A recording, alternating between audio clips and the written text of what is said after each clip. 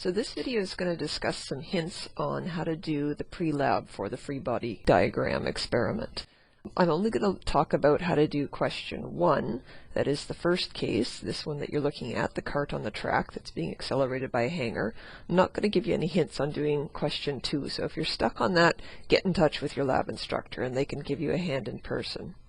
Now, the first thing that students find confusing when they're trying to do this one is they often will create a free body diagram for the cart on the track, and they'll make a second free body diagram for the hanging mass, which you're supposed to do, and they forget that the mass of these two things is different. So be very careful to make sure that you distinguish between the mass of the cart and the mass of the hanger. So I've used a capital M for the cart and a small m for the hanger. So now let's create free body diagrams for these two objects. So that's what I've done here and here, just on top of the original diagram. The cart has 3 forces acting on it, so it's got the normal force pointed upward and the weight of the cart, mg, pointed downward, and it's also got the tension force due to this string. Now, we only really care about finding the acceleration, so we don't actually need to do this y direction analysis, but I'll do it anyway just for the sake of completeness. We always start by saying the mass times the acceleration equals the sum of the forces, so F equals ma. And you say mass times acceleration is going to be equal to the sum of all the forces on the cart. So right now we're just talking about the y direction. The acceleration up and down is 0. It's not moving up or down. So we've got mass times 0, acceleration gives us 0.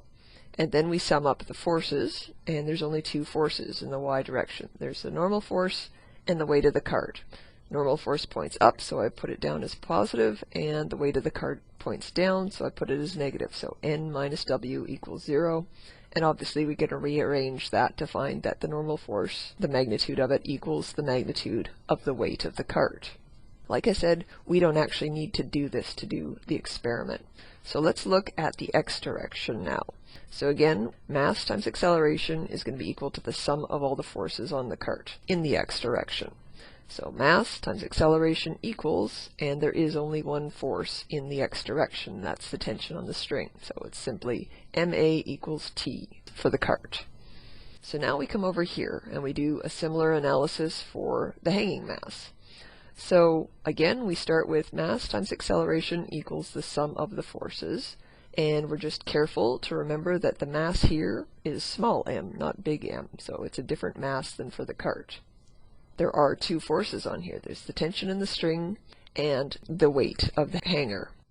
Keep in mind that these 2 forces are not balanced. This hanger is accelerating.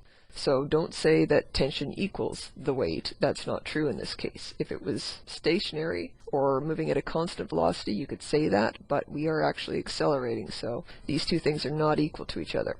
So mass times acceleration equals the sum of the forces. So mass times acceleration equals, and here you have to be a little bit careful with your minus signs.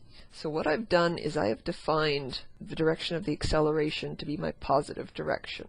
And if A is pointing in the positive direction, that means that the weight, that force, is a positive force. So mg, for the weight of the hanger, is a positive quantity.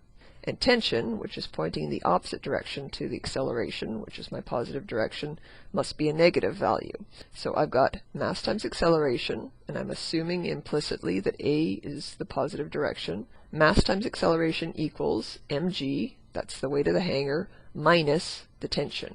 So the tension is put down as negative just because it's going in the opposite direction of A. So that's the other thing that students tend to get wrong on this, is that they mess up a minus sign in here. So now we're ready to solve for the acceleration. And we've got a problem. We want to use this equation, but there's 2 unknowns. There's the acceleration, which we want. There's also tension. We don't experimentally measure the tension on the string. So how do we get rid of tension in order to be able to solve for the acceleration? Well, down here you have another equation that has tension in it, and everything on this side of the equation is something we're allowed to put in here. So A is unknown, but that's okay, we want to solve for that, and we measure the mass of the cart. So you take this equation and you substitute it in here to get rid of the tension, And then you've got an equation where you've got one unknown, the acceleration. You've got two different masses, but only one unknown, which is the thing you want to solve for.